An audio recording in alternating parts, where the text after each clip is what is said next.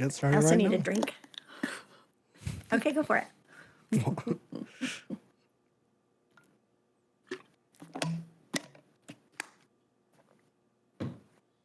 Hi, and welcome back to the Love to Mom podcast. As always, I'm your host, Jerry, and I'm joined by my litigious mother, Christy. Well, hello there, Jerry, and happy day to you. Yeah, I don't know. It has nothing to do with what you just said. no, Litigious. you're going to sue But me. I like, is that what you said? Mm-hmm. Yeah. Litigious. Yep. Which Yeah. That's a good word for this movie. You always pick such good words. I don't know about always, but this time it was pretty good. Although it isn't about like good a word. suit, it's about a criminal case. But, No. whatever. But yes, we are talking about 12 Angry Men. This was my pick. Last time you picked Wildcats. So I decided to kind of follow in Babby's footsteps from over on the main channel. And I offered you a little game where I offered you 3 years. And you picked the oldest one from 1957, and that happened to be 12 Angry Men. So here we are. I know this is one that you've been waiting to watch and looking forward to seeing. And so I guess we'll start off. Did it live Yes. up to the hype? What did you think? Yes. I really, really liked it. I had listened to the audiobook. They had done a recording of the stage production. So I had listened to that. So I did know the basic story, but obviously didn't have any visuals. I watched it.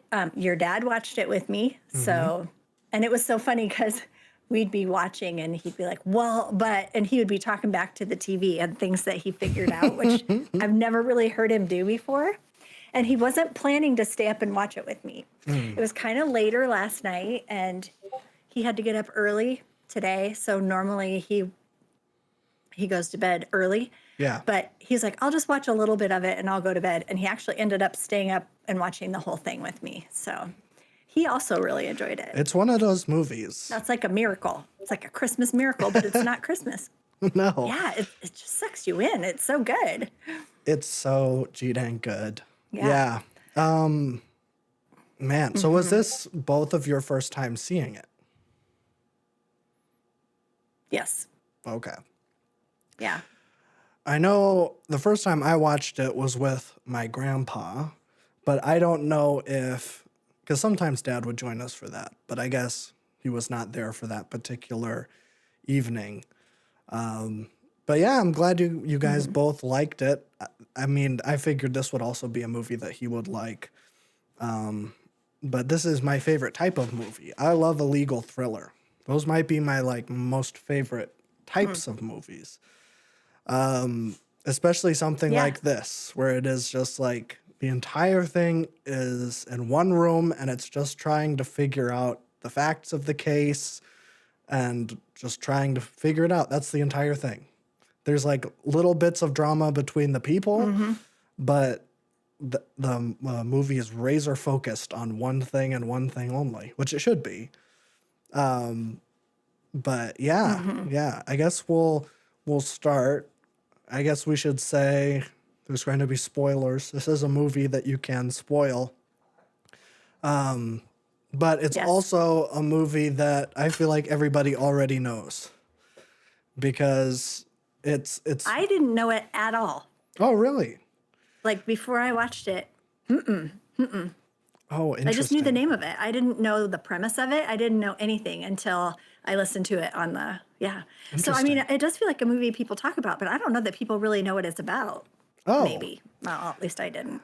I feel I like knew of the movie. I feel like it gets referenced a lot, and I wonder if it's one of those things where you'll start to notice it now after you've seen it, because like I was watching I was watching the hit Dropout television program Make Some Noise, and they were doing a sketch about a judge, and the judge was like, well, I sure hope that it isn't one of those situations where there's one guy that's making the entire thing run so slow.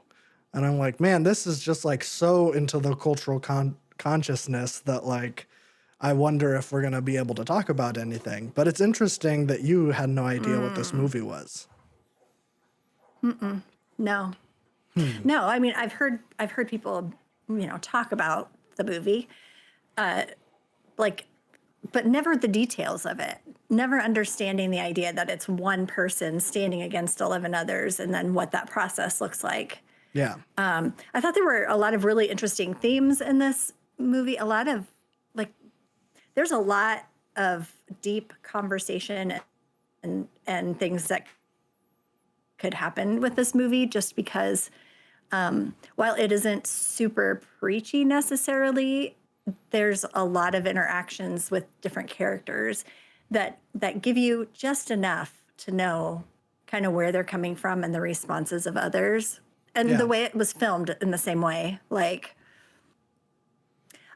for example, the old guy that was on the jury, every time he spoke a line, they zoomed in so tight on his face. Yeah. And I was like, I didn't really see them do that as much with other people.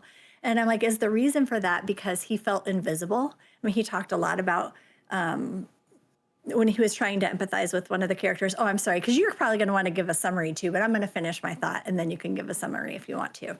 Okay. But anytime he was talking about that older, was it an older woman? No, the old man who was Yeah. like limping. He was talking about his need for attention. And it kind of makes me wonder, because he also was an older man, that they chose to zoom in on him so closely as like a representation of the attention that he was needing. Like we're so laser focused on him during that time because there's nothing else in the frame. Yeah. I don't know. There's just some things like that where I was like, that's interesting. Why did they choose to do that with this particular character, almost every time you see him? I think it's Anyway, that. that's interesting. I think it's that that's like the Yeah, I think so, nonverbal too. way it's supposed to be communicated, is that he's more or less talking about himself. Mm-hmm. And it's interesting when like after he gives that speech, I think that's when I think it's juror number 5. I don't know if we're going to be referring to everybody by their. Oh, it's juror number 6. Like gets in Lee Cobb's face and is like, "Hey, you cut this guy off every time." And then like he really takes like a deliberate moment to be like, "Okay, sorry. You're allowed to say whatever you want." And so I think that, I mean, this thing is just like one of the best written scripts ever, but like it's also like one of the best shot movies ever. And we'll talk a lot about that because there's a lot to be said about Yeah. that. But we'll quickly give a summary. Well, I want to say too, yes, go ahead, I guess. Go ahead. Well, the one thing I just want to say is that you can tell that this was a play. Yes. Like, because of the writing and the way, like the closed door, small set sort of feel gives you that feeling of watching a play. Oh, yeah. Okay, go ahead and say what you have to say. Yeah. Yeah. It's a lot like The Whale, where it's like, oh, this was very obviously a play because it all takes place in one very small area. Yeah. Right. But for those who don't know, 12 Angry Men, it's about a murder case of an 18-year-old boy who is accused of killing his father. The 18-year-old boy is poor. I think he's the son of an immigrant. They refer to him as being like in the slums. And he is, I would say, like Arabic, maybe Middle Eastern, which does come into play. Like race is something that is pretty heavily discussed in this movie, seeing as that it is 12 white guys on the jury, essentially choosing whether or not an 18-year-old boy of color lives or dies, because that's the stakes. Because it's a first-degree murder charge. There's no other sentence that the judge can give, but the death penalty at this point in time.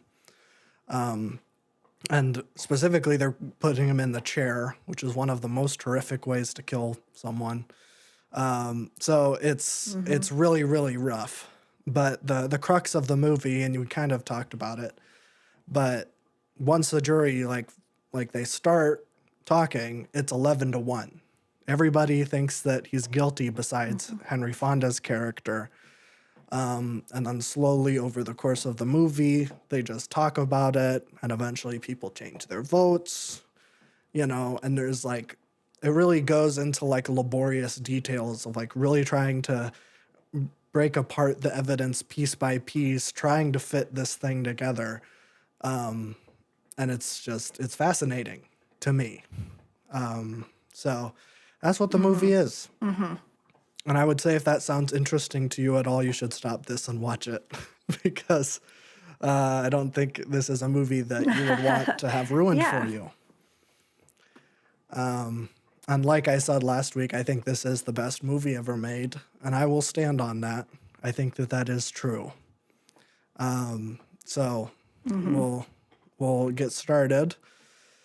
Yeah, I guess I don't really know where we should start. There's a lot to talk about here. Is there anything that you wanted to bring up, especially? Well, I wanted to talk about the fact that there were no women in this movie until the very last scene as Yes. they're leaving the courthouse, and you see a woman walking down the street in white. And that is the only woman in the movie. Do you want to know why Which that was- was? Bananas to me. Yes, please tell me. Women weren't allowed to serve on juries. It was a state by state basis. It wasn't until I looked it up, I think it was 1978, the Supreme Court like officially made it so that they couldn't discriminate. And I think the last state was Mississippi or something. Wow. And I'm not sure. I think this movie takes place in New York because the baseball guy is always talking about the Yanks. So I'm assuming that this is a New York Yeah. movie. I don't know when women were allowed to serve on juries in New York, but that would be why. I looked it up because I was like, I wonder. Yeah. And that's probably it. Yeah. Well, and this was made in 57, so Yeah. that may not even, I don't even know if that was intentional as far as trying to make a statement about the fact that women aren't on the jury. Like we look at it now and say, oh, that wasn't, it was of the time. But also at that time, women didn't serve on juries. So like, was Right. this something that people were upset about, or was it not? Was it just the way that it was and nobody thought a thing about it? Maybe. So like the lack of women, the lack of people of color, of course, 1957, there was Yeah. not a lot of representation. No. But it was interesting to me that there was, like, I don't remember anyone, even in the courtroom scene. I don't think there were ever any women, period, No. on screen, except until the very end. The movie's called 12 Angry Men. So and it was all white guys. Of course. Yeah. Of course. I understand that. But I'm just saying, like, it is weird to go through a whole movie and not have a single woman, like, the court reporter wasn't a woman. Usually, like, if you're going to have a woman in the courtroom back then, it would have been like a court reporter. That was not a woman. Like, zero women, nowhere. And I was just like, that is bizarre. I don't know. It just was really striking, which, Yeah. I do understand the history, but it just is very striking when you're looking at it through a modern lens. Sure. Yeah, I don't know. That was interesting to me. And then why did they have a woman walking down the street at the end? Like, what was that purpose? Because you've got all these men in their dark suits, and then you've got this one woman walking down the street in this really white or a really light colored dress that was very visible. Like, your eye goes right to her. It's like, what's the purpose of that? Like, why add a woman right there? Because obviously your eye was supposed to go to her. She stood out. But why? What does that mean? I don't know. I don't know. I don't know. It's just interesting. It is. I mean, I don't know either. I just think it's interesting. yeah, I mean, I'm sure you could say something along the lines of like, I think women, especially during this time, were like more, I mean, they kind of like signified like peace and the more like fragile end of the human spectrum. So it's like, well, peace has won. There's a woman in a white dress at the end when the entire movie is just a bunch of angry dudes yelling at each other. I don't know. I don't know if that's true, Yeah. but that's the only thing I can think of. Yeah, I don't know. It's an interesting thing. I mean, it's not like she blended in. It was No. just so very obvious, a point Yeah. at the end of the movie. The the other thing I really liked, as I was thinking about it after it was over, one of the things that I'm finding myself thinking a lot about is at the end when Henry Fonda and the old guy, they're leaving the courthouse and they introduce themselves to each other. Yeah. And I think, the whole time they've gone through, they've made this crazy decision together as a group of people, a very intense interaction, and yet no one knew anyone's name. They just knew Yeah. each other by juror 1, 2, what up, blah, blah, blah. Yeah. And that they leave this place after having done made this decision, and everybody just scatters. Like there's no real Yep. conversation. You see everyone else just kind of take off, and these two stay behind and introduce themselves to each other, and then they just leave. And it's like, oh, well, they can't be Facebook friends or anything like that. No. Like where you keep in touch with somebody, that like it's done. That's it. Like that's the last you're going to see of this group of people. And you think such a momentous that having someone's life in your hands and trying to decide that between a group of 12 of you, and then it's over.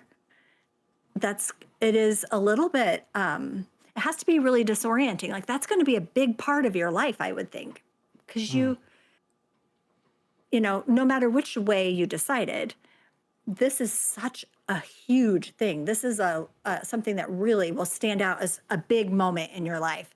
And yet you don't know anybody's names Yeah. that you're in that room with. Fascinating. I mean, Yeah, that's that was how it interesting. is. That's how it is today too. Like, I think everyone is assigned numbers. Yeah. Yeah. I think that's kind of the idea. They are. Yeah, but I don't think people stay anonymous, do they? Like I don't within know. themselves, do they stay anonymous? I guess some of it depends on, are you sequestered? Like there's some things like that. Like I think about the show The Juror. Yeah. They knew everybody's, like that was, I mean, granted it was for TV, but they all knew each other's names and stuff. This just felt really like they hadn't really spent any time together. They obviously weren't sequestered because they're reading the newspaper. Yeah. Like, what in the world? How do you have access to the newspaper? You're going to be swayed by that. Like some of it is interesting because it is how have the laws changed since then? Oh yeah. Were people who are on juries able to have access to the news then and they can't now? Or I don't know. There's just some things like that where that was just things that I noticed that I don't know that people do now. But I've never served on a jury, so I don't have any personal experience Yeah, me neither. I'm very grateful. with it. I don't know. I don't ever want to be on a jury. Yeah. Yeah, because you don't want to make that kind of decision. No, I Or would like, never what if it wanna was do just that. like a nothing, even Nothing. if it was just a little teeny tiny thing like No. parking tickets or I don't know. No, I wouldn't. Because I No. think I would just like, unless it was something overtly like super bad, I would probably be like, well, this person doesn't deserve to rot in jail for 15 years or whatever. Because that's such a crazy Yeah. punishment to Yeah. me. Whereas we just lock you in a box for a long time. And I'm like, nobody deserves that unless you're a serial killer or like the worst of the worst, And so I would just say innocent. I don't care. Nobody deserves that. So yeah. So for you, it's more about like the justice system itself, not necessarily being on a jury and having to make the decision. It's more about the ethics behind our judicial system. Yeah. Yeah. Yeah, I get It's too that. busted. And it also doesn't take into account like what led up to this. It's like I could sit on a jury for some guy. Like if I sat on this case, for instance, this kid was like abused by his dad his whole life, and like he decides that he's had enough. Let's assume that he did it, which who knows. I don't think the movie ever makes it super clear either way. But like if he did do it, I would be like, well, yeah, sure, he should have. If your dad beats you every single day and you snap and kill him, I don't think you should get the chair for that. Like, or Right. even like necessarily go to jail. I don't see you as a danger to society because you attacked your abuser. It's like stuff like that where I'm Right. like, I wouldn't be comfortable making, like, I don't know. I don't think that's a decision that we should be making on a whim like that. Well, I think not only that, but then if you consider what if Henry Fonda's character didn't speak up? That's what I Like wanted if to he say. hadn't, Yeah. if yeah, like it's one person who basically, makes the difference in this situation. That if he hadn't spoken up, if he was afraid to speak up because he didn't want to be the only one that was Yeah. going a different direction, then that kid would be dead. Yeah. So it's one person. Yeah. And a jury of your peers. Like it's not even like you're a professional person, like a No. professional lawyer or something where you're Right. reading the law. This is truly like some Joe off the street deciding your fate. Yeah. Yeah. It's wild. I think it's kind of funny because I feel like that. I mean, I guess I don't know the motive for the writer. Like I haven't done that much research on like why the play was written or anything. But like I imagine that when they were making this movie, it was to show how the justice system is working. Because there's going to be someone who's willing to do the right thing or whatever. There's always going to be some sort of catch. But to me, this movie perfectly encapsulates why it's broken. Because, like you said, if Henry Fonda wasn't there, like, and everyone seems so flippant, where, well, there were some people that were like, actually, like, they believed it for good reasons and bad reasons, I would say. Or, with good intentions and bad intentions, I guess I should say. But like, there's also the baseball guy who's just like, whatever, he's guilty, I need to leave so I can go to a Yankees game. Like, whatever, kill the kid. Yep. Kill the kid. I just want to go watch the Yanks. And I'm like, okay, Yeah. so that's like, obviously that's an extreme, but like, I could totally see people today like sitting on a jury and just like going along with the crowd just to get it over with. And even if like you don't agree, like I'm like, this is real. This is like a huge problem that like this movie is pointing out to me. And honestly, I saw this movie a while ago and it's still something I regularly think about as being like, yeah, like this movie is so smart that it kind of opened my eyes to that. And so yeah, I have like a lot of respect for this movie and Yeah. the messages in it. I think too, when we're talking about that being flippant, oh, I lost what I was going to say. I lost it. no. It happens. In fact, it's happened to me numerous times today. But, Okay. well, okay, it'll come we'll to just ya. keep talking. Maybe it will. Yeah. Well, I think going along and kind of piggybacking off of that summary, I kind of want to go over how this movie is told because it's done in a genius way. And like I said, I really love legal thrillers, especially stuff like this.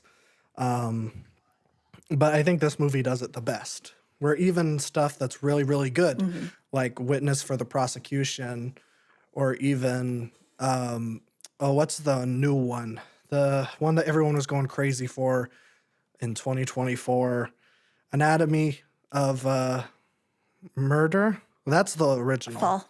Anatomy of the Fall. Yes. Well, both of those are actually Anatomy of the Murder came out first, and that is on my list. We'll eventually do it because I know how much you love Jimmy Stewart, and I love Jimmy Stewart. And it's a Jimmy Stewart legal And I thriller. like legal thrillers too. Yes.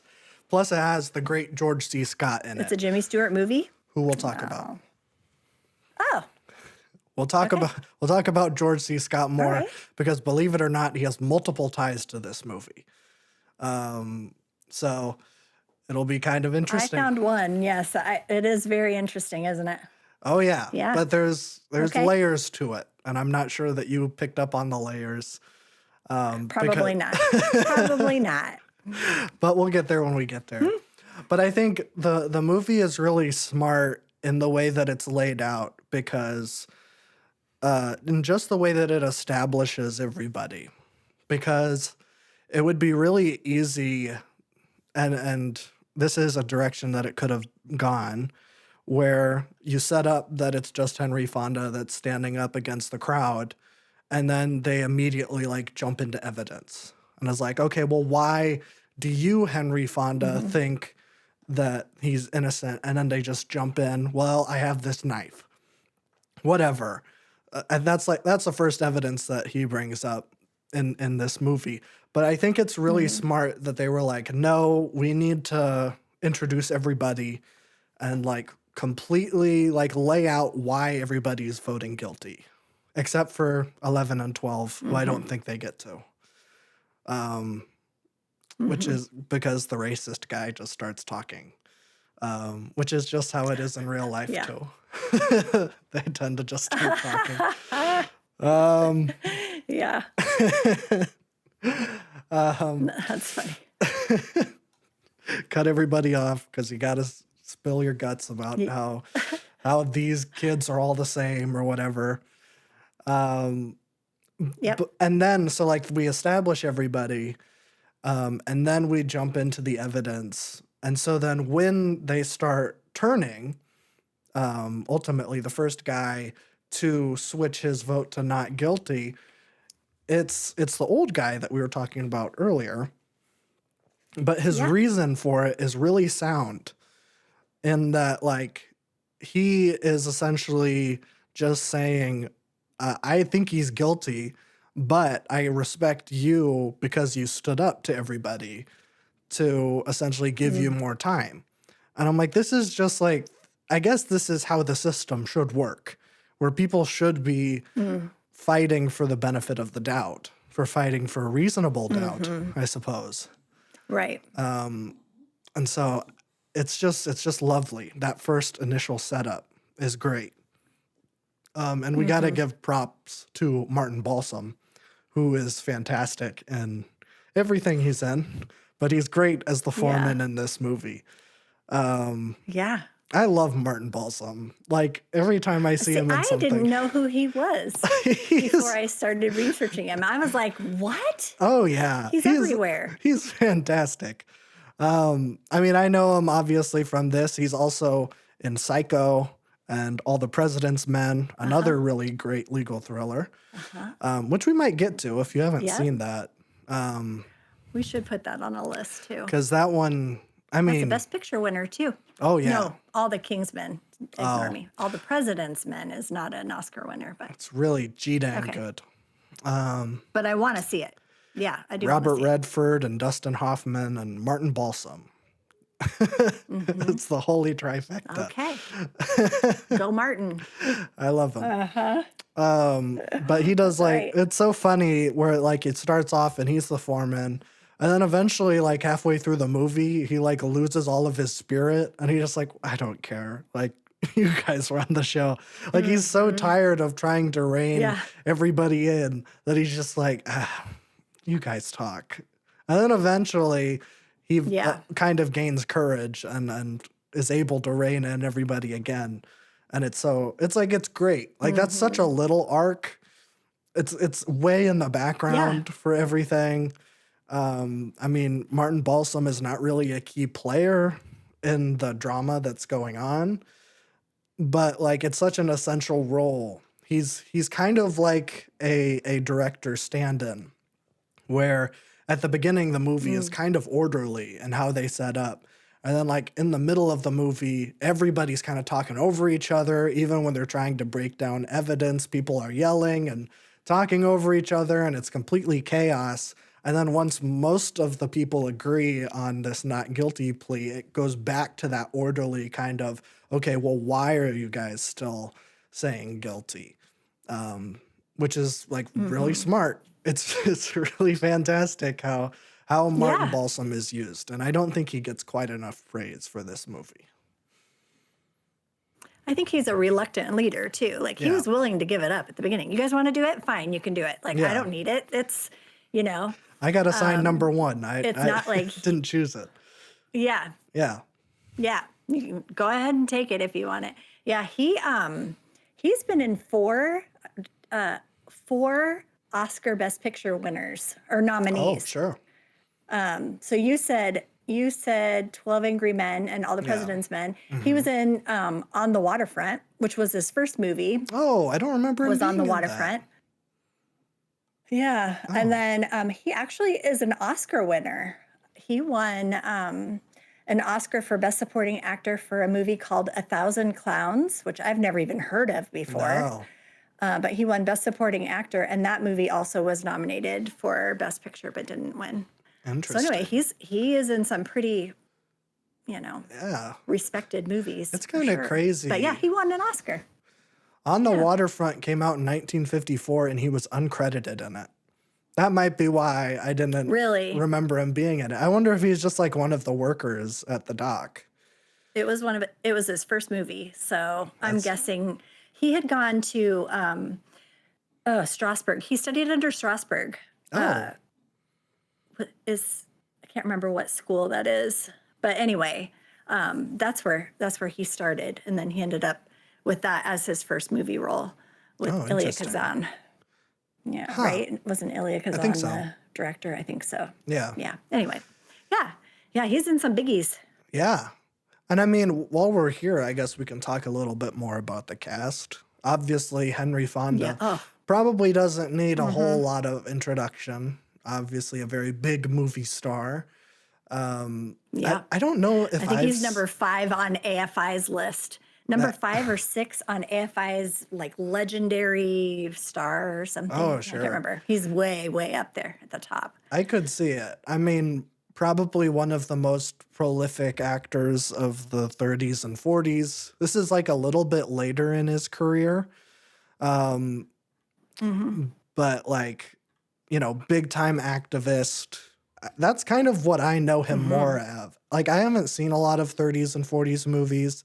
I know him more as like Yeah. and a lot of his like stuff I know that it's against like fighting social injustices, and he was a big time like supporter of the civil rights movement and stuff. Like just an all around good guy. Yes. And he Let is me put my glasses on because I did take a quote. Go ahead. okay.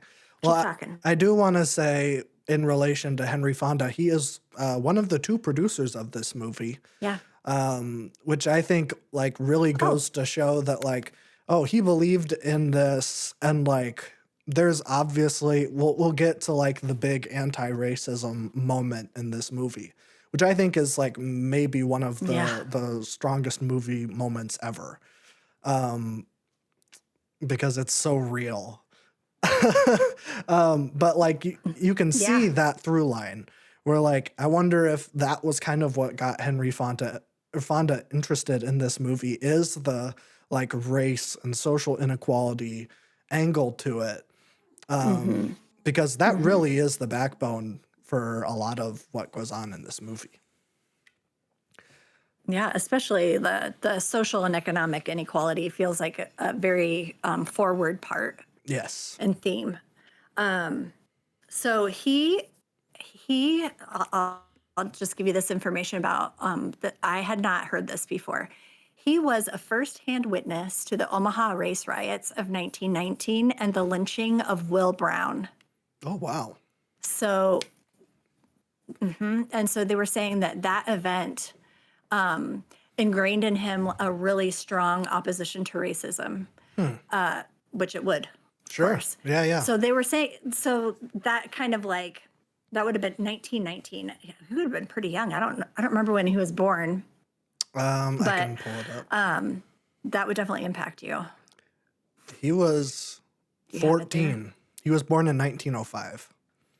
Oh, wow. So he was just a kid. Okay. Okay. So yeah, a young teen. Yeah. I mean that would definitely color the way you see the world. Oh, yeah. He was good friends with Jimmy Stewart. Yes. Really good friends. They'd been roommates twice. Oh, And they got in a big fight. And this is something that maybe you've done some research on. But as I'm researching the people in the cast, there were a lot of members of this cast that were brought before the House Un-American Activities Committee, oh, that makes sense. which was like the McCarthy hearings and Yes, the communism yes. stuff.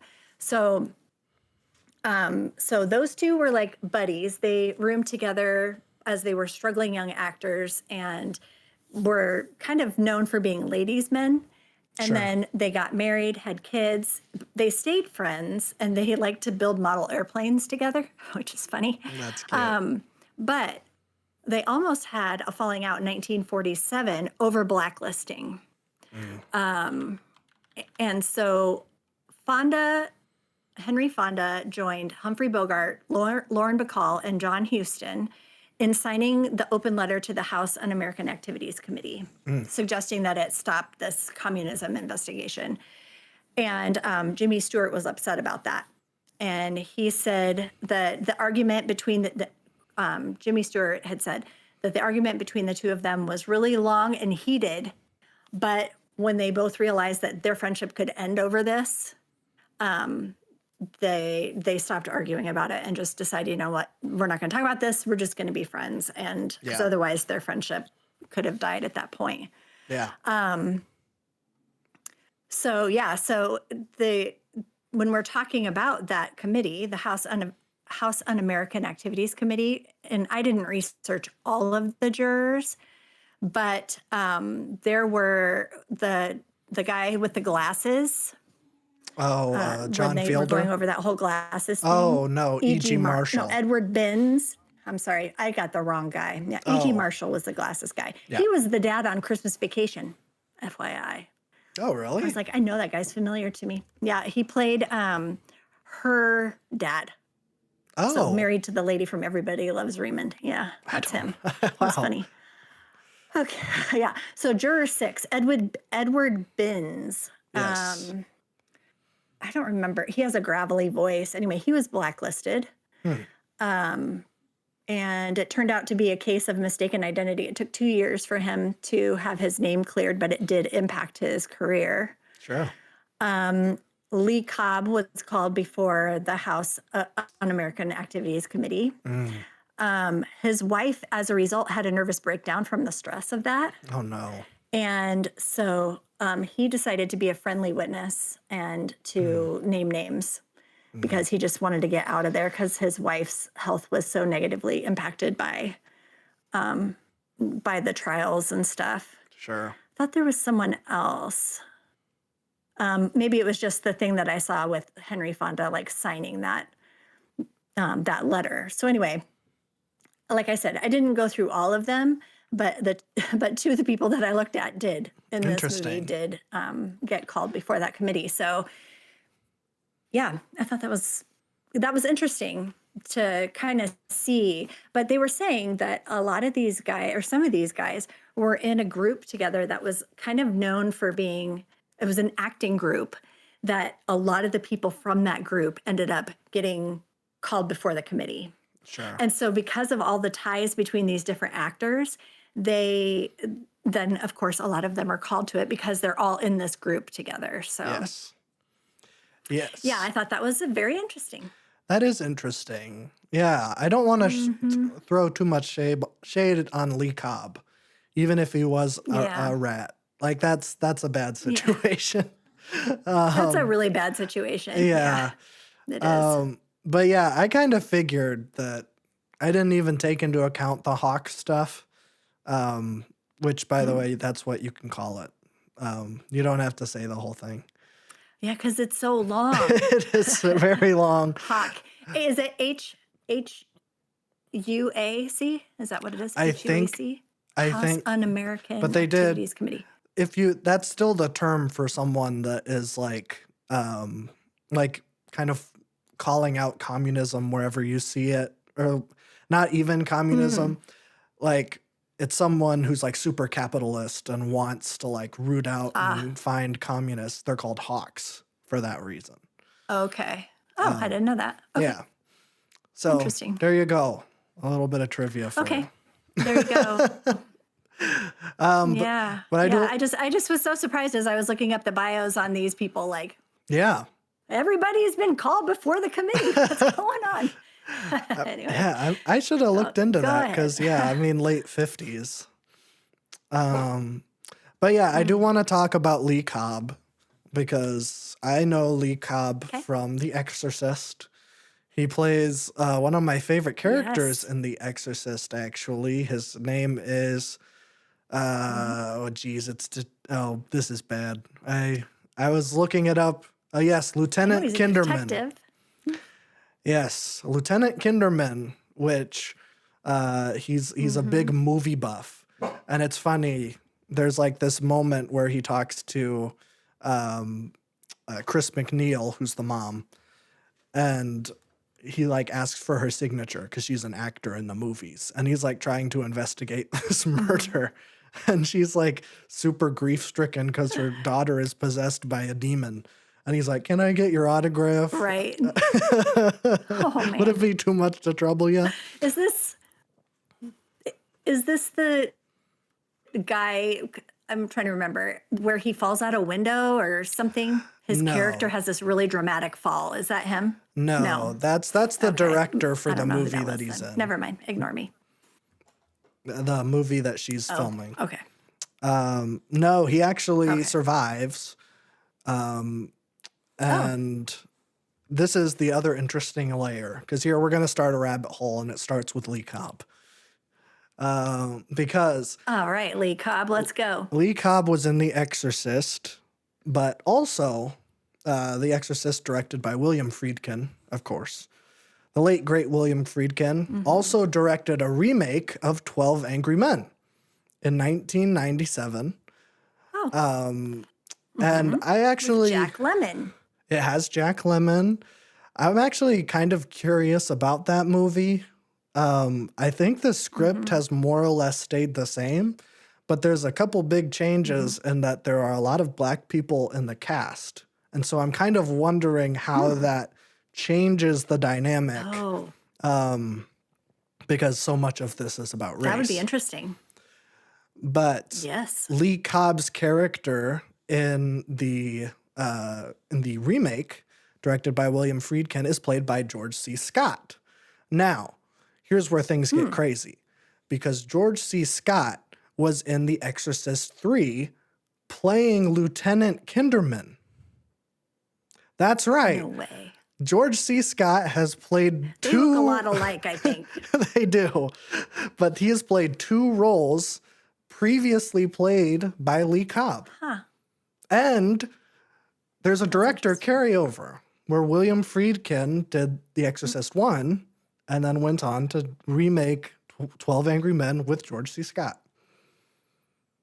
Yes. Wow. It's kind of That's cool. that's kind of a crazy connection. I actually didn't Huh. realize until looking it up, and then I saw that and I was like, "Holy cow. I can't believe that's happened Hmm. twice. That's kind of crazy." Yeah. That is interesting. That is very interesting. This is another one of those movies where when you're looking at the cast, there's so much overlap. It's like, oh, well, this person was, they were in this movie together, and then they ended up doing another one here, or Yes. this director ended up working with this actor. It's like they kind of stayed in a little bubble together and Yeah. continued to do work together, which I always find that fun. Yeah, absolutely. I mean, this is like one of the prime examples because this is directed by Sidney Lumet, who is a super Hmm. prolific director. Hmm. We were talking about Hmm. this right before we started, but like his first credits are from like the early 50s up until his last movie was 2007. And then he died in 2011. Jeez. So Hmm. worked consistently for 50 years. both like making movies and also like TV stuff, but mostly movies. Like if you're looking at his IMDb, it's like pretty much all movies. But like he did the original Murder on the Orient Express, or I don't know if it's the original, but the one from the 70s. And a lot of people from 12 Angry Men are in that movie. Yeah. I mean, like Martin Balsam is in it. I thought I saw there was a couple more, but oh, now I can't find them. I thought I saw there was like 2 or 3 in here. I'm gonna have to look. I see Anthony Perkins, and that's funny because Anthony Perkins and Martin Oh, that's Balsam interesting were from both in Psycho. That's interesting. Oh, maybe I was mistaken. Yeah, I don't see any others. But like if you look through Sidney Lumet's movies from like the 70s, you'll see a lot of overlap, which I think is kind of interesting. He's kind of like kind of like a Sam Raimi or something, where Sam Raimi will like keep the Okay. same people in his movies over and over and over again. Like Bruce Campbell, I think, is in every single Sam Raimi movie from the 80s up until the one that came out this year. Although it is like a little bit Wow. of a cameo. He isn't like in the movie. His character dies and then his son takes over the company. And so like on the wall, there's a giant Bruce Campbell painting because it was his office that his son is now in. And so I was like, haha, wow. I like that. That's cute. I see what you're doing. Yeah. I see what you're doing. Yeah. That's So- that's fun. It like is that. really fun. And there's a lot of that with 12 yeah. Angry Men too. Yeah, I'm looking at like at Lee Cobb, and he has appeared in 5 Oscar Best Picture nominees, Oh, which sure. is so many.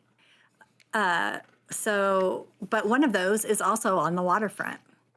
So like that's another yeah. example of the, like people are tied together. Song of Bernadette, On the Waterfront, 12 Angry Men, How the West Was Won, and The Exorcist, right? I didn't know The Exorcist was nominated for Best Picture. Did you know that? Yeah, it's one of 3 horror movies to ever be nominated. Interesting. What I Okay. can't name the That's other 2 interesting. off of my head. I just know that. Get Out, I think Get Out is one of them. maybe? I think it's I can't think of what an. I think it's The Exorcist, Silence of the Lambs, and Get Out. Oh, Oh. consider that well, I suppose, yeah, it's kind of horror. Oh.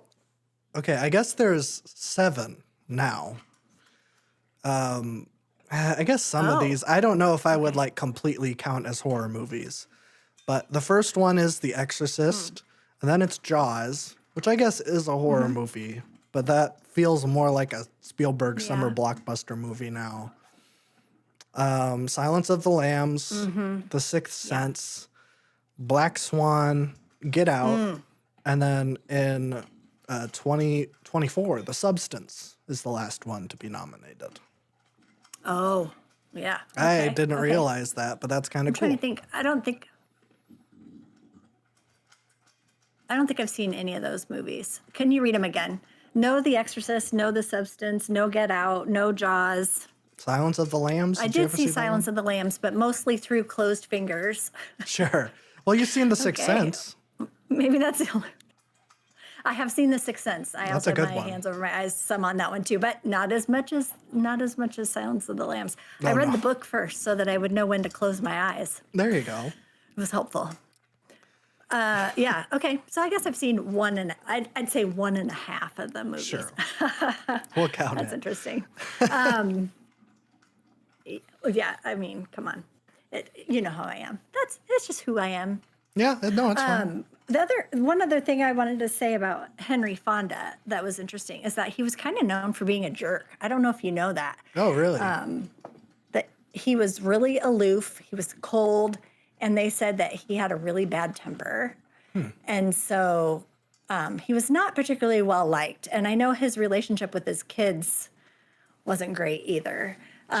They were in On Golden Pond. He and Jane were in On Golden Pond together, with which is the only Oscar win for Henry Fonda, which was in the 1980s.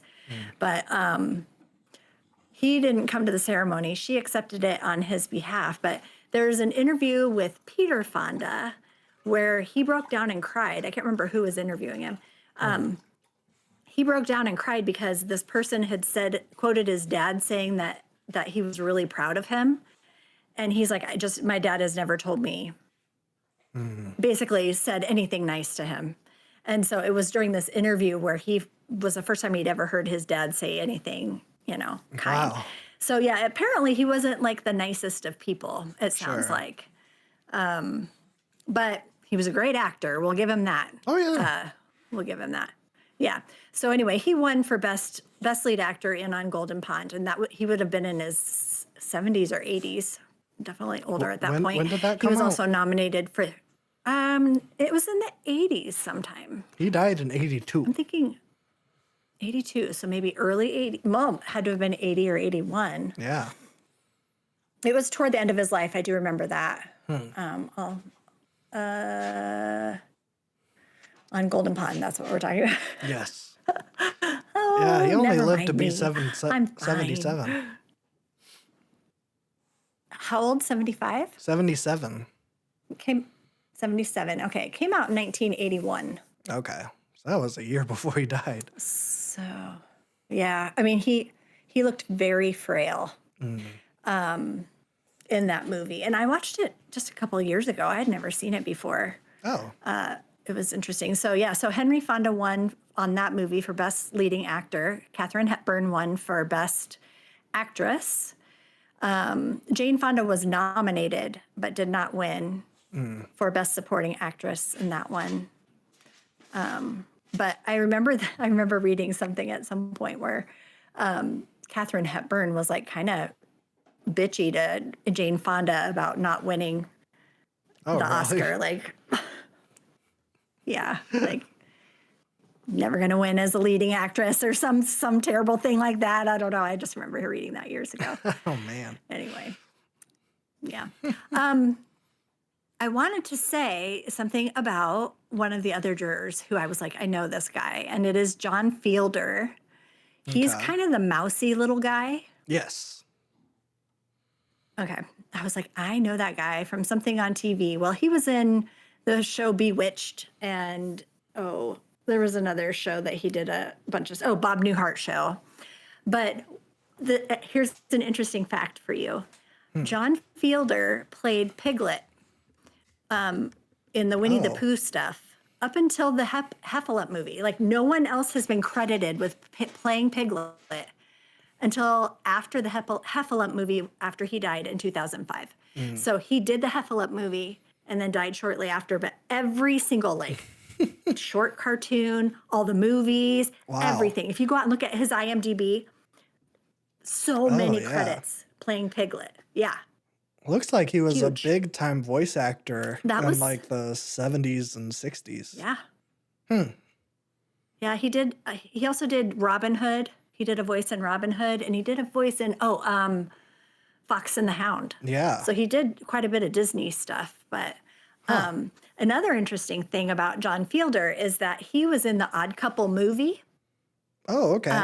and we haven't really talked about Jack Klugman yet, but we'll get to Jack Klugman here in a Yes. second. But John Fielder was in the Odd Couple movie, and he also was in the TV show.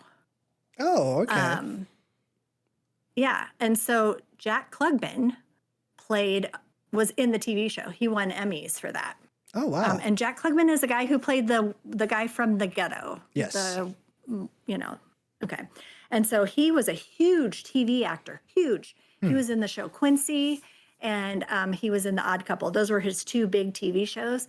And he won 3 Primetime Emmys when he was doing those shows. 2 of them were for The Odd Couple. Sure. And then one was for a guest appearance on The Defenders.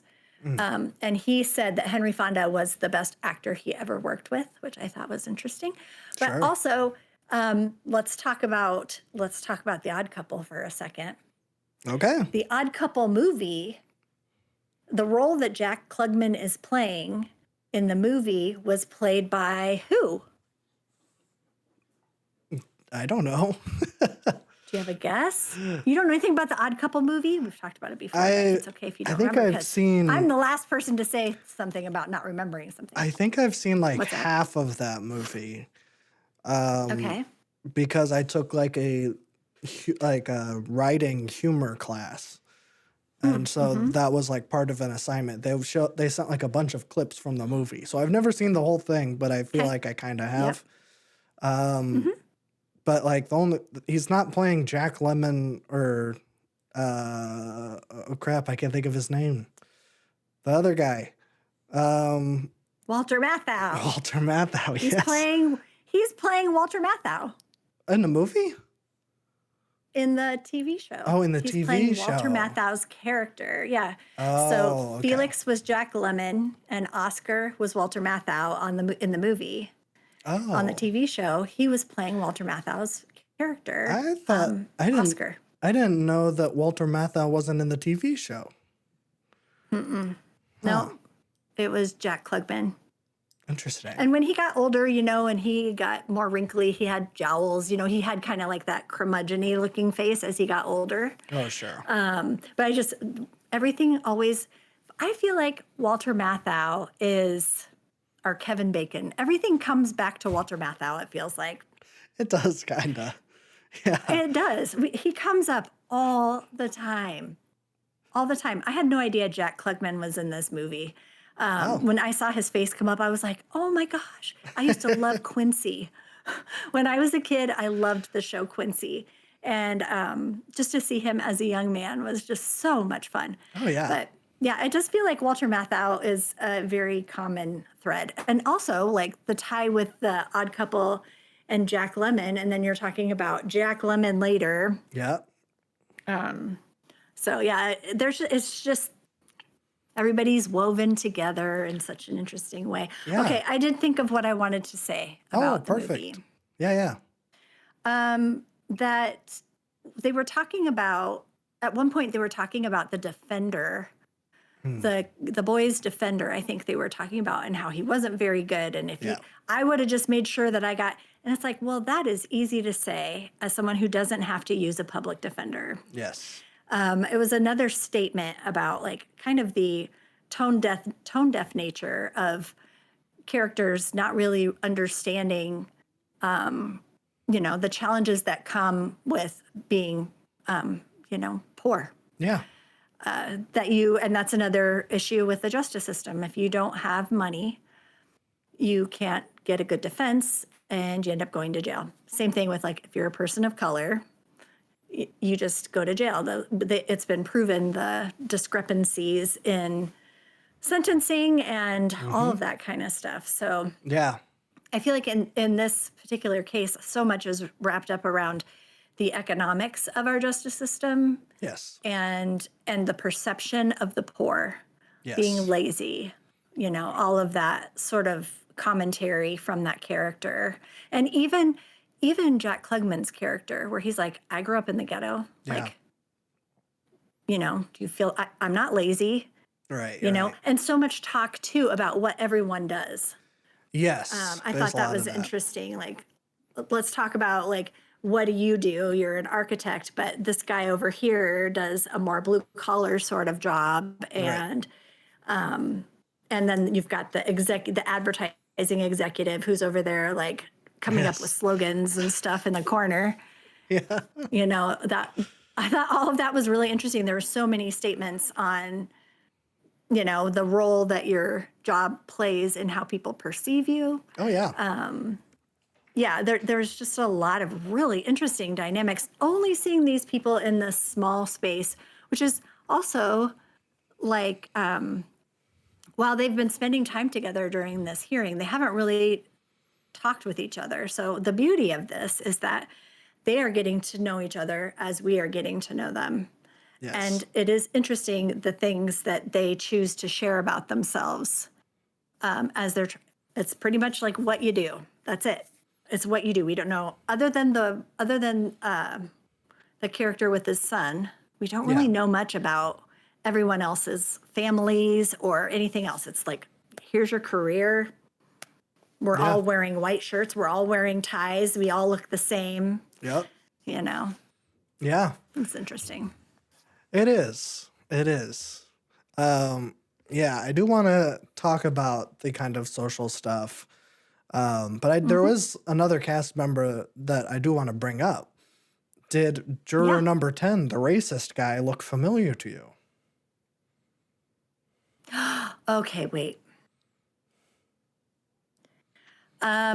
Okay.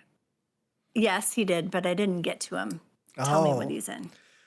well, I'm not so sure. I don't know what else he's been in. I just Okay. know that his son is super prolific, and his name is Ed Oh, Begley yes. Jr. Because juror Yes, number I 10 know is Ed played by Begley Jr. Ed Begley, which I saw Yes. in the credits, and I'm like, wait, is that Ed Begley Jr.'s dad? And it is. I know. I didn't know. I mean, I guess it makes sense that Ed Begley Jr. goes by Ed Begley Jr. if his dad is also an actor, but I didn't realize that. I didn't realize that Yeah, either. that was interesting. And I'm like, No. man, I love Ed Begley Jr. and everything that he's in. I just watched Best Yeah. in Show, and he's really good in that Oh, movie. you did? Yeah, that's a good movie. Oh, That's really funny. that's a good Catherine O'Hara movie. Hmm. I need to go back and watch that again. Yeah, I watched it. I think it was just added to HBO Max, and it actually started with a little in loving Oh, memory of Catherine O'Hara, oh, and with a picture of her. oh, that Yeah, it makes was me happy. nice. It was really nice. Oh, that's really nice. I Yeah, actually didn't know she was in it, that and I'm is like, nice. oh. Yeah, he's good in that. Oh, she's great. She's like one of the few things I remember about that movie Oh because yeah. she was so over the top funny. Oh, I mean, it's everybody's been so so good long in since that. I've seen it. Yeah, I need to watch it again. I think, I think I would have a new appreciation for it Oh yeah, now. I'm Um, sure. After having been to many dog shows, I think that I would. Now I know dog show people don't like that movie. In Oh, I'm fact, I have a very sure. close friend who's a dog show person who's like, that movie is not right. And I'm like, that movie is right. That You're- movie is 100%. oh yeah. You go to a dog show to people watch. That's what you do. Oh yeah. It's so fun. That's I've done it that's so many accurate. times. I was watching it because Dog like show people are interesting people. yeah, I was thinking the same thing as I was watching it. I'm like, man, this movie is so Yeah, real. Like just in how I know. certain people talk about their dogs, and this is coming from a guy who has a dog. Yes. I'm like, I I don't know why these Yeah. people are like this. Did you go with me to the to a dog? Have you been with me to a dog show before? Yeah, I've been to I a know couple. Jenna has. Okay. Yeah. I mean, it is like it's like another world when Oh you're yeah. walking around there. Like it truly is. These people, they're. I mean, I'm not everybody. Hey, you know what? This is coming from a girl who just joined the National Puzzling Association, and my goal next year is to go to a jigsaw puzzle national competition. Like no judgment, but I'm sure there will be a lot of interesting people there too. You Yeah. know, like people who are super into whatever it is, you know, like you're just a little weird and that's fine. Yeah. Embrace it. That's what I say. That's what I say too. Embrace your So weirdness. and also like Yes. you're allowed to laugh at yourself a little bit. That's kind of my thing. I'm like, Sure. if dog show Yeah. people don't like this movie, like, I don't know. Try it again. It's honestly like hilarious. Yeah. I mean, you have to be able to have a sense of humor about things too. Yeah. Like That's what I think. recognize the absurd. There is absurd in all of it. So, Yes. yeah. Anyway. Yes. Well, I just wanted to bring up that I didn't realize Yeah. that Ed Begley Jr.'s dad was in this movie until I was looking it up. Oh. The credits. I saw it Yeah. in the credits too, and I was like, which one was his dad? Because none of them look like Ed Begley Jr. No. No, yeah, he doesn't really look like his dad. Not at all, really. No, he doesn't. He He has like a doesn't. completely different Yeah. face shape. Yeah. His head is kind of tiny in relation to, I mean, he's just a really lanky guy. But then Ed Begley Yeah. Sr. is kind He's of a got kind stocky guy. of longer face. Yeah. Yeah. I mean, body type totally different for Oh, sure. yeah. Yeah.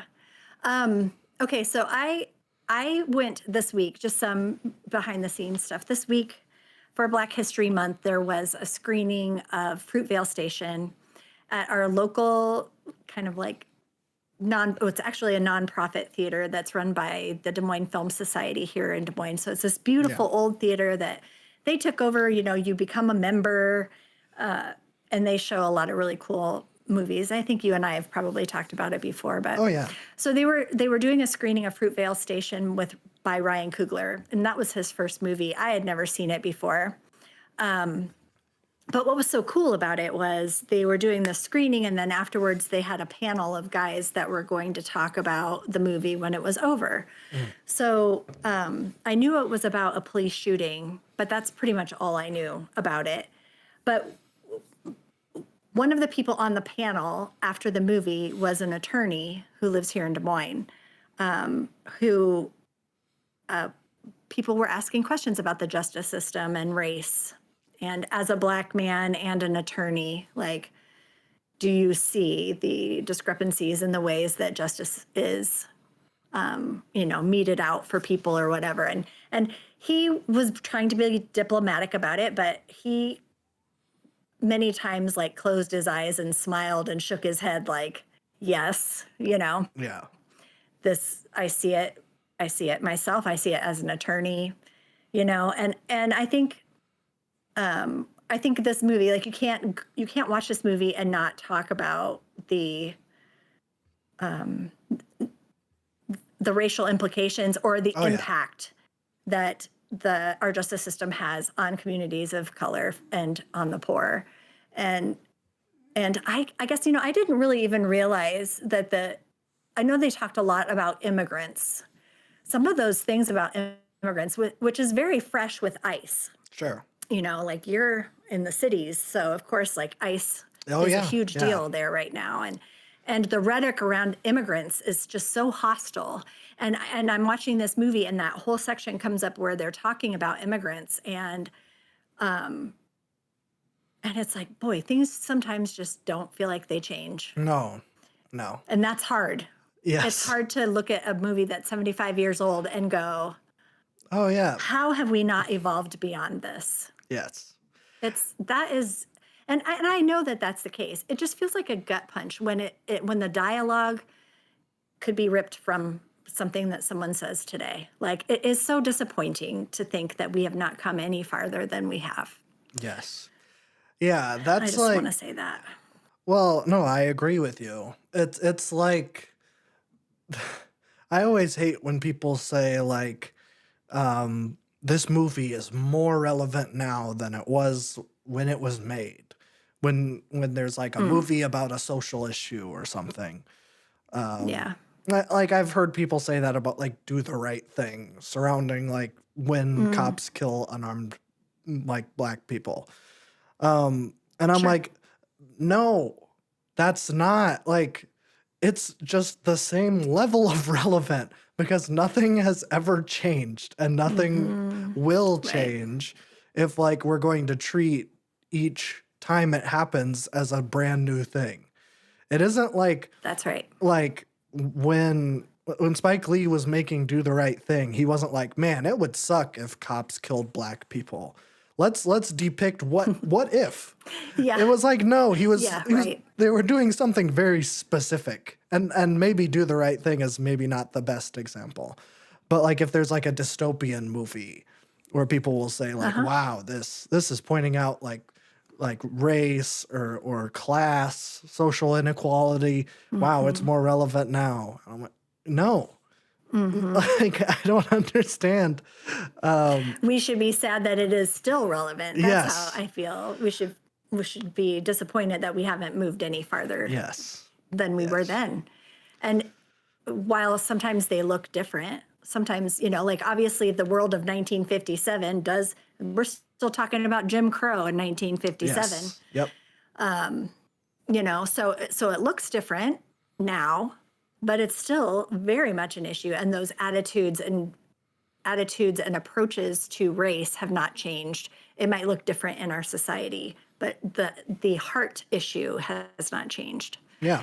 And the way it looks different, but it's still the same issue. Yes. Yeah. I mean, and I don't like want to like I don't know how much I can say about my new job. I don't really want to say like where I work, but like I work a lot with Yeah. immigrants. Yeah. So like it's like especially fresh in my mind, and that really stood out to me at this rewatch was like, man, like I knew that was in this movie. I mean, I watched Hmm. it like last year, and ICE was very much relevant last year. Um, but Hmm. like I've just been working with immigrants and also with the ICE takeover of the Twin Cities. It's just been like pretty much all everyone talks about, like kind of Yeah. unavoidable to talk about. Hmm. Um, like I don't know. It's just a weird time here. And so like that was definitely like it stood out to me as being like, wow, Hmm. like this just sucks. It sucks when and Hmm. especially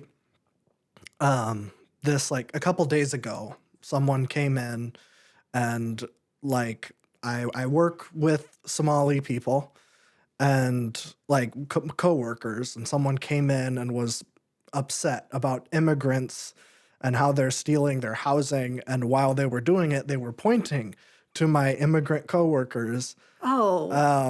And I was, and like, that kind of was like really fresh in my mind when I rewatched it Mm. yesterday. And so I'm like, wow, Hmm. this just sucks. Like, it's not only like, oh, this could be something that someone says today. It's like someone literally did say this 2 days ago to me, Right. as if I would be agreeing with Mm. them that my coworkers Hmm. are somehow stealing from us white people. And I'm like, Right. it's just like weird and gross. um, Yeah. It's terrible. yeah, It's terrible. yeah. So, Yeah. It just, yeah. I think, the other part of that is, we're watching and there's a character, one of the jurors who has an accent, yeah, and we don't know where he's from. He's a white dude, so he gets to be on the jury. yes, But yeah, but also like you think about situations that you're in where somebody starts spouting stuff, they think you're sympathetic to them, and here you've got someone sitting right next to you who is that group of people. yes, Which I also think is interesting. Well, wait a second, because I'm thinking about something here. Because mhm, you've got this group of 12 white men, yeah, and you've got one who was brought up in the ghetto, and they don't think anything about talking about it because they assume that white man, that no one in this room was brought up that in that setting. yep, And you have a white man who was. And hmm then here we are again, an all white group of people, no immigrants in this room except this guy over except for here that guy. who's an immigrant.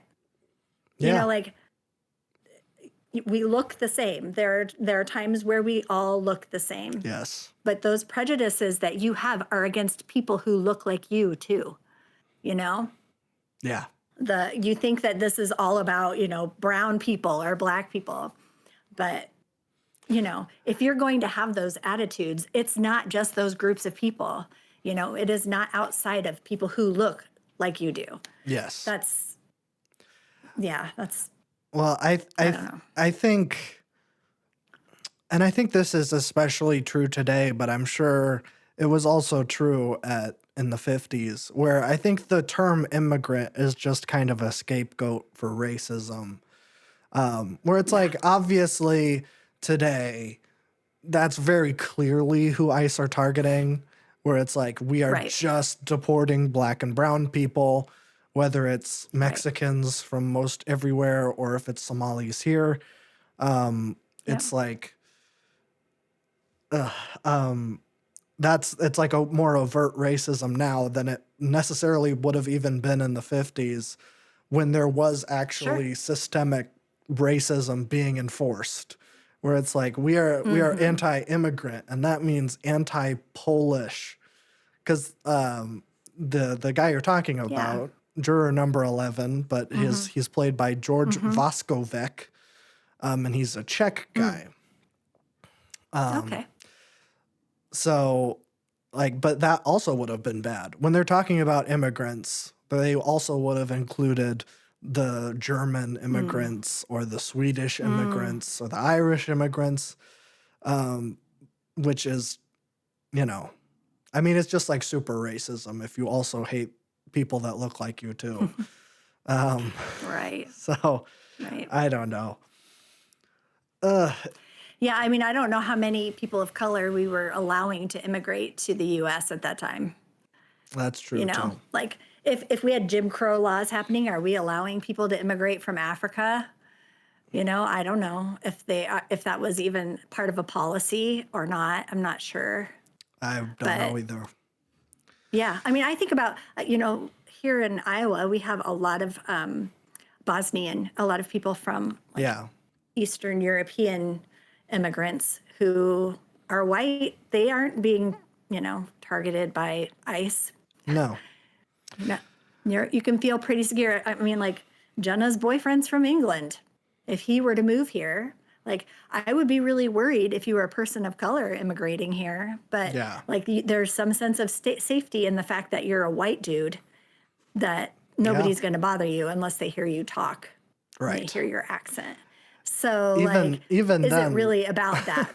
like ICE, Even then, there's something about yes, if there's a British accent, I don't think ICE would care. I yeah, don't even think if there was any European accent, I don't think that that ICE would like get upset if there was a German guy right, or even right.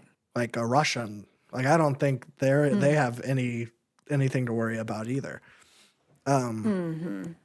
It's Yeah. just it's odd. Yeah, I don't know. It's interesting. It is. It is. Yeah. So I think, you know, like if we're looking back in the 1950s, you know, people who was immigrating to America was Europeans, a lot of Europeans immigrating. So Yeah, especially on the East Coast. yeah. So yeah. Anyway, interesting. Yeah, Heavy, but heavy themes in this movie, but it was excellent. yes, Study in human behavior, in attitudes, in prejudice, in like communication styles, in conflict resolution. Like there's so many things in this movie in such yes. a small enclosed setting. You know, they're all sweating. You feel the pressure Oh because yeah. they're all hot and sweaty. And, you know, there's so many things about that. I read something that was saying that at the beginning of the movie, and maybe this is something you had read too, but at the beginning of the movie, all the camera angles are taken kind of from up above.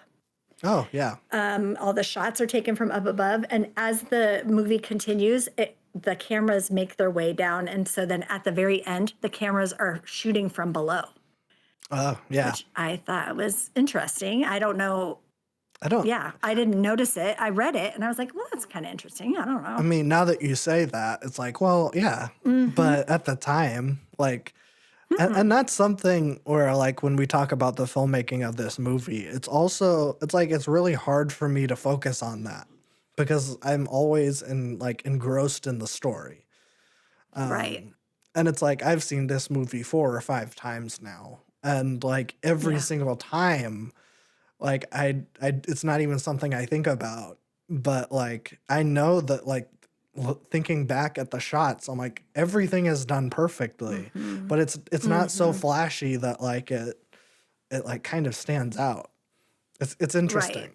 It's subtle, but there Yeah. are things that are very obvious, like the zooming in on the old guy's face Yes. every time he talks, so close to his face. That I noticed right away. And then at the end, when they were doing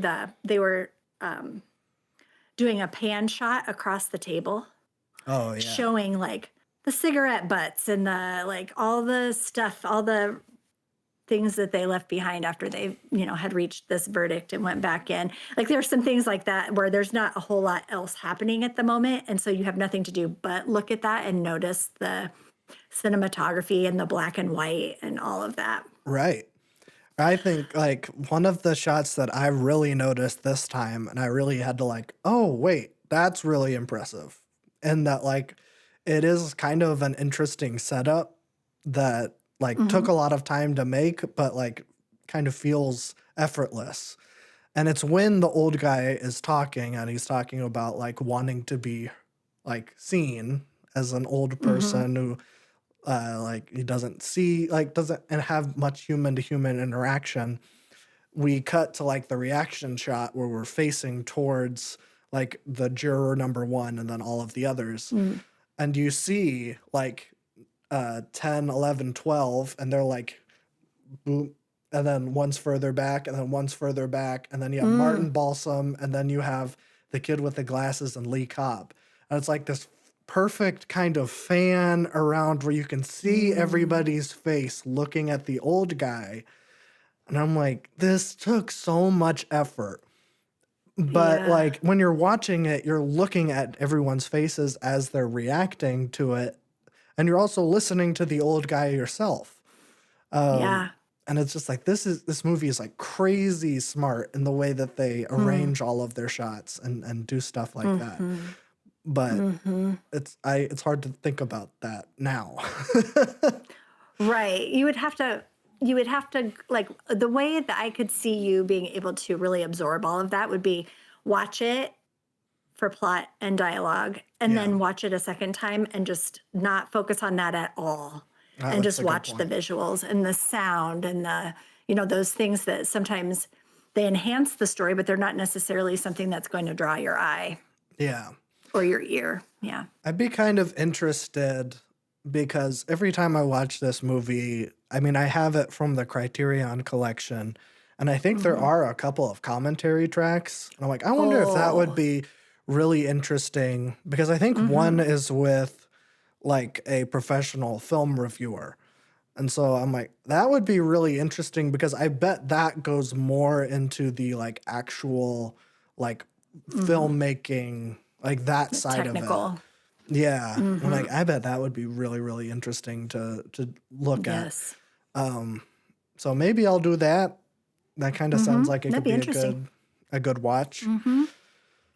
Well, and when I listened to the stage production of this on my Libby app Hmm. from the library, I at the end they had an interview with Reginald. Reginald Rose wrote the play, Okay. and at the end they had an interview with his wife, which I thought was really. I'd never heard that in an audiobook before, and she was just kind of he had already passed away. She was reminiscing about this new stage production that they were doing of the play. And anyway, I couldn't really find much out there about him in my very, surfacey search. Yeah. But like it is genius work, like really, really solid screenplay Hmm. and script.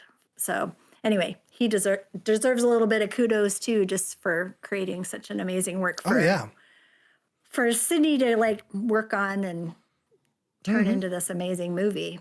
Yeah. So Yeah. I mean, I think like the yeah. writing is the best part of it.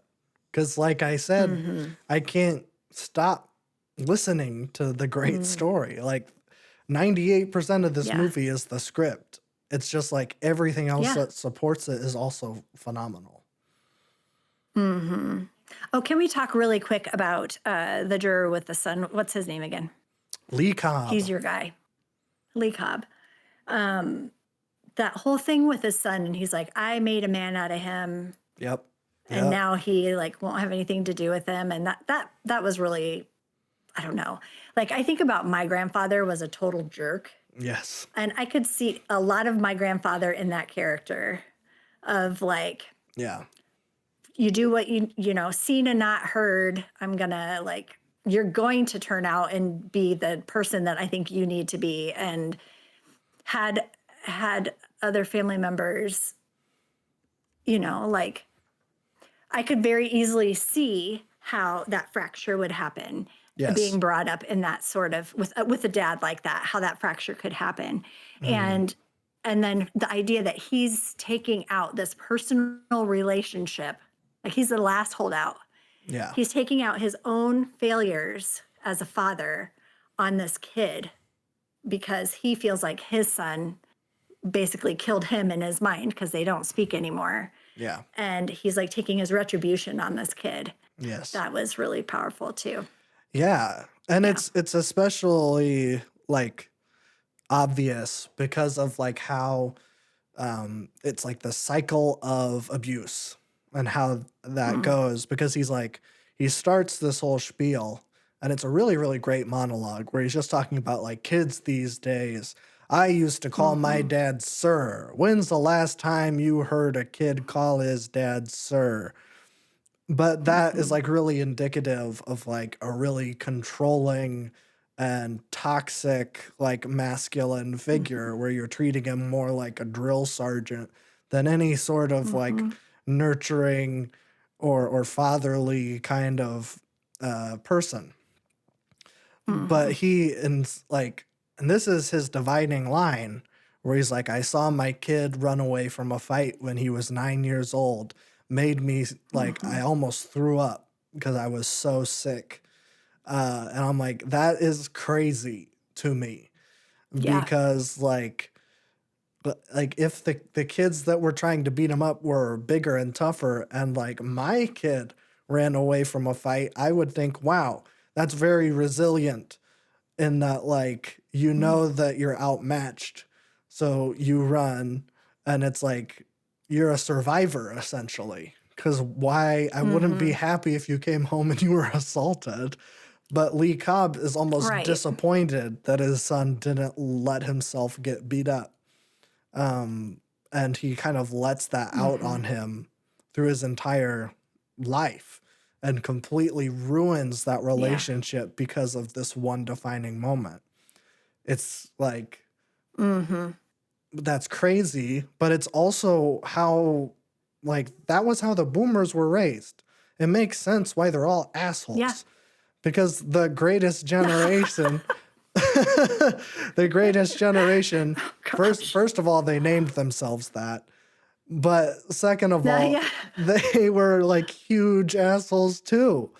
Like they were the ones that were like rooting for Jim Crow and like, you know, really wanting to segregate schools and everything. It's like, why? Like it totally makes sense that we're in the pickle that we're in right now, where all of these old guys are evil and racists. Yeah.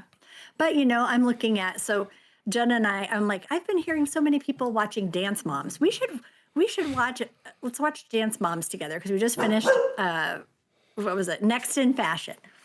We finished Next in Fashion, so we were looking for another reality show. And I'm like, I've been hearing everybody like Dance Moms is making a resurgence.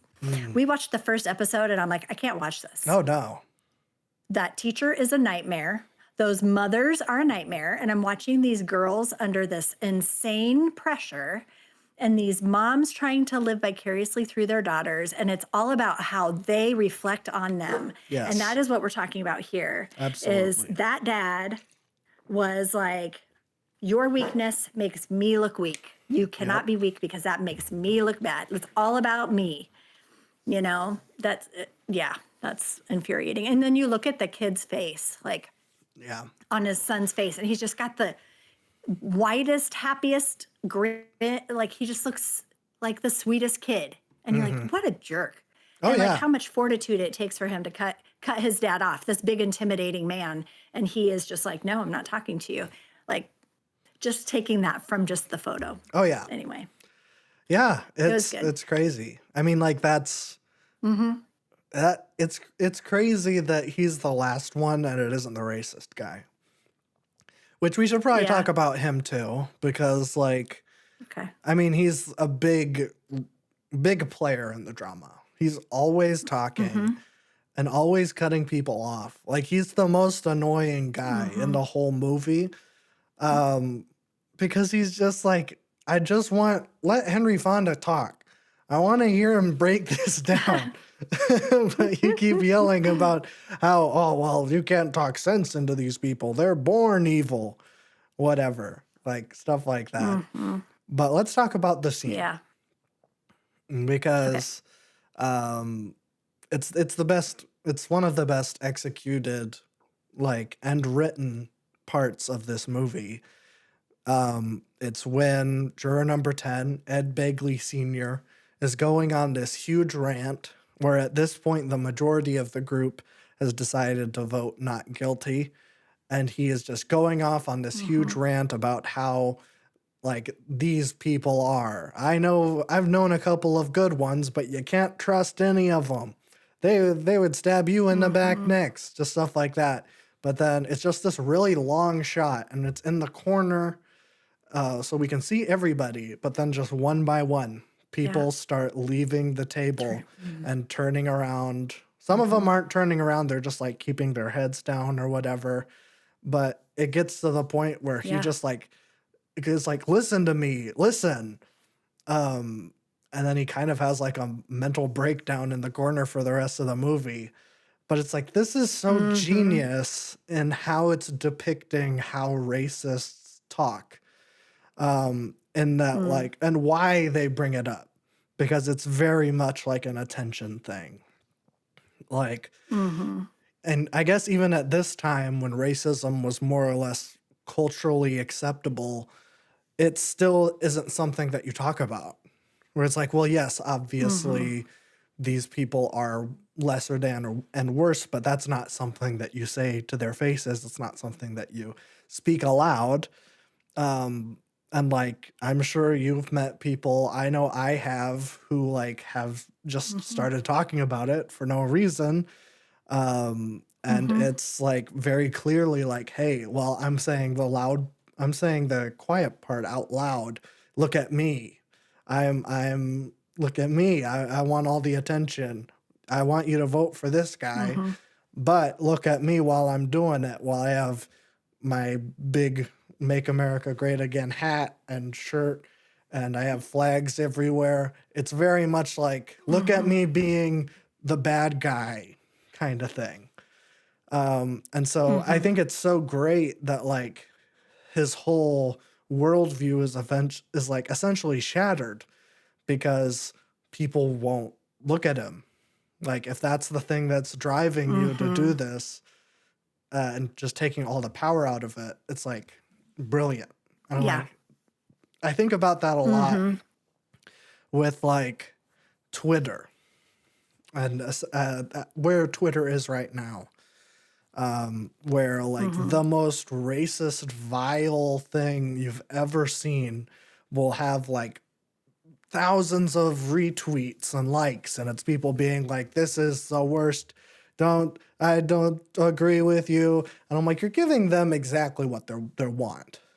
Like you are feeding into Ed Begley Sr. right now, and you should just be turning around and not engaging because like that's what they want. That's why they're saying it.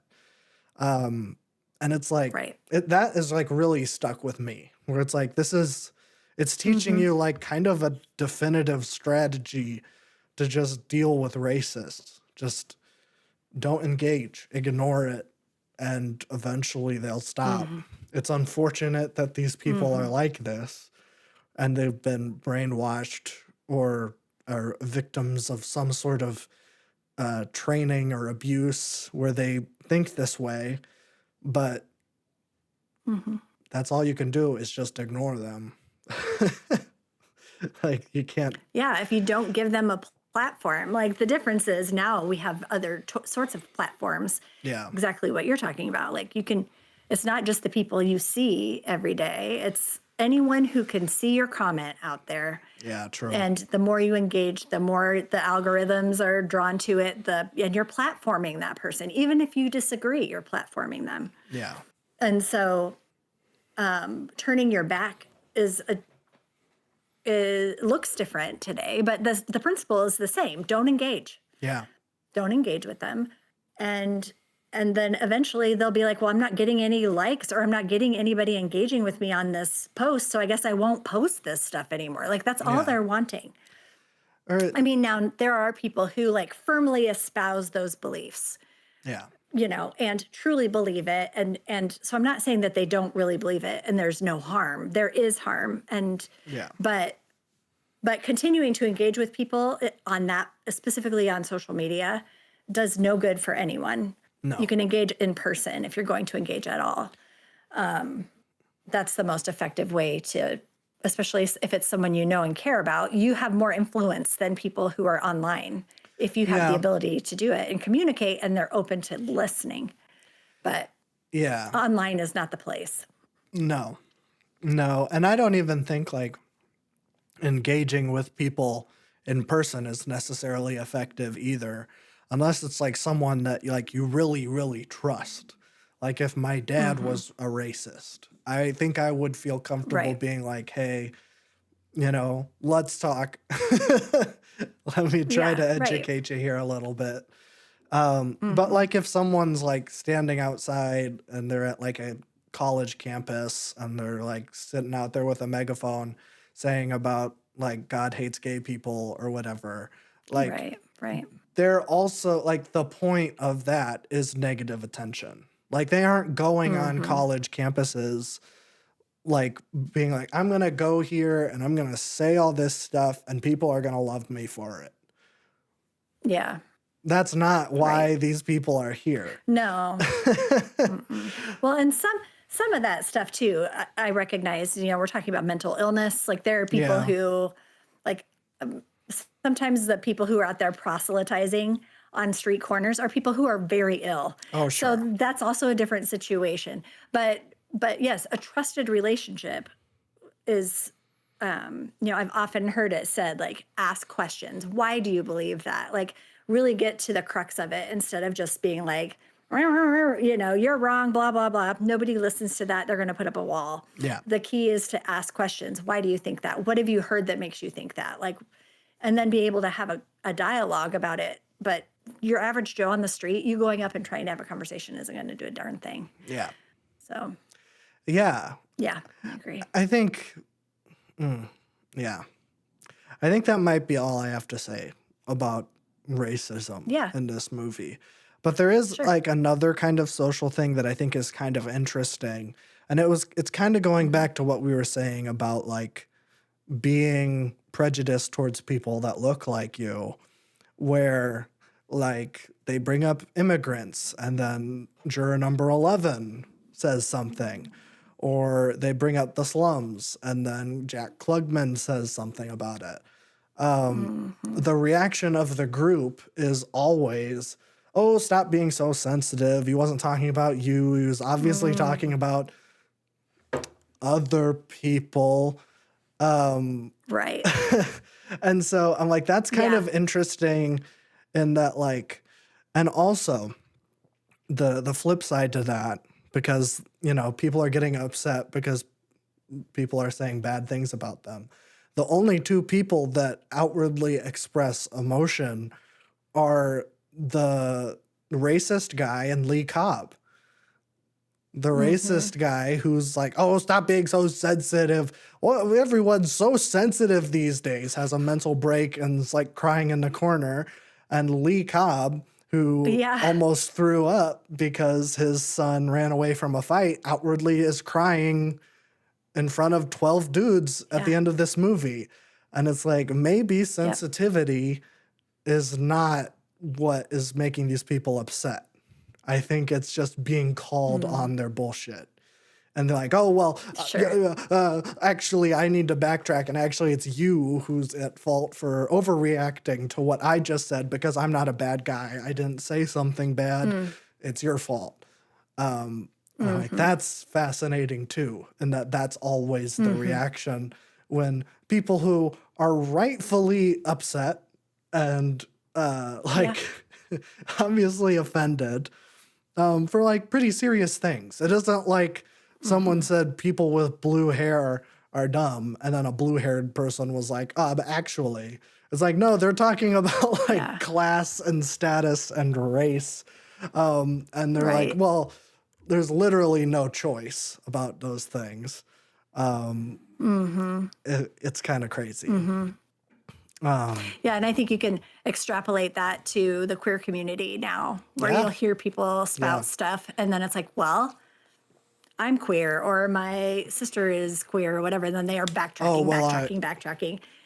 yeah, yeah. I obviously wasn't talking about Yeah. you, which that is something that you hear a lot. Um, Yeah. ugh, Yeah. yeah, Not you, but like other people. right. Yeah. And at that, Yeah. when I was watching it this time, I'm like, this really stands out to me as something that the movie is doing very deliberately, but I don't know how much of that was intentional. Because that is also just kind of how people talked back then. Where it's like, if you got Yeah. upset about anything, you're being too sensitive. So I don't know. That might just be like seeing this movie with 21st century goggles on, being like, that's kind of Sure. funny that this movie is at least subconsciously making a point about that. The kind of like overreaction. Right, because what of you hear bigotry. now is snowflakes. Like, Yes. Yeah. even now, that sensitivity is negative, Yes. put in a negative light. Yeah. But I mean, that's mostly old people. I don't like even the like neo-Nazi conservative Gen Zers aren't really using the term snowflake anymore because I think it's been thrown in their face too much. Because Yeah. it's like the whole like snowflake thing, it started because like people were upset about being like misgendered or whatever. And then the conservatives were like, oh, you're a bunch of snowflakes. But now it's like, well, the people who are mad about stuff going on in the real world are always conservatives because the Yeah. cultural consciousness has moved so far to the left that it's like conservatives are upset because they're making a scene because there's a third bathroom and they're going to protest and they're going to do this. And it's like, and I guess maybe I shouldn't say that conservatives are the only people protesting because I live in Minneapolis. Yeah, that's true. But we're protesting because the cops shot two people, murdered two Yeah. people. And they're rounding people up. We aren't upset or whatever about a wedding cake or whatever you people want to get upset Right. about. Right. If anything, it's like that's the more snowflake behavior. So I think that's kind of dropped Yeah. that vocabulary. Yeah, from although the I don't right. know that they're self-aware enough to even notice that that's the case. You know what I mean? I don't think they would recognize that as being oversensitive, No, I don't think like that. in themselves. I don't think your day-to-day conservative has really figured that out, but I think that the right-leaning media isn't throwing around snowflake as much as they are No. now than 10 years ago. That's very true. Because I think That has definitely turned. at least some of the savvier conservatives are probably like, well, this is a pretty easy thing to debunk or, whatever. Throw back in our face. Right. Okay, well, I have to go to a movie here very shortly. Oh, no. with Jenna. Okay. We're going to go see the 21 Pilots concert. They did a movie of it, Oh, okay. which she went and saw with Dad on Thursday, but she wants to see again before it's gone forever. So I told her I would go. Okay. So I thought this was great. I would give it 5 stars. I haven't rated it yet, but that is what I would give it. I assume that's what you gave it. Because you think Absolutely. it's the best movie ever made. It's All the best right. movie Yay. ever made. Thanks for suggesting it. It was really good. I really did. And I felt like I got a lot out of it. Yeah. Okay. I am going to once again swing the pendulum a little bit. This is a movie I haven't seen. I mean, I saw it when it came out, and I remember really liking it. We're Okay. going to watch Crazy Stupid Love with Steve Okay. Carell, Julianne Moore, Emma Stone, and Ryan Gosling. Okay. It is I would call it a dramedy. Like, it does have some heavier themes. I think there'll be a lot to talk about, what I remember of it, but I also remember it being very funny. And I really love Steve Carell. Me too. And Ryan Gosling is coming out in that new project Hail Mary. Yeah. Oh my gosh, I read that book. It's so good. So I'm excited about the movie, and it made me think about Ryan Gosling, and therefore Crazy Stupid Love will be our next pick. All right. Well, that sounds good to me. Yeah, it'll be good. Have you seen it? I don't think so. I was looking at the poster and I'm like, I've definitely seen this before, like seen the cover of it before, but I've never seen the movie.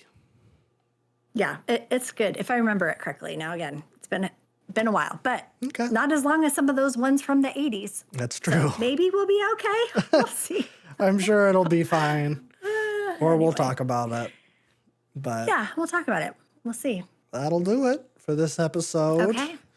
Good. Let us know if you have seen this movie or if you have not seen this movie. I'd be very interested to keep this discussion going. in the comments because, like I said, one of the best movies. And I would really like to know some facts if some people know some interesting behind the scenes trivia.